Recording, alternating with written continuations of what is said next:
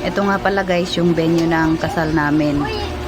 Ang multipurpose hall na to is 1996 pa ginawa nung time na kapitan pa yung papa ko. Project, isa yan sa mga project niya. Sobrang tagal na guys. Matagal na rin tong hindi ginamit kasi may bago na silang multipurpose hall. Pero ngayon guys, magagamit namin ulit kasi katabi lang to ng bahay namin. So yan, nilinis namin. Ang daming tain ng mga manok.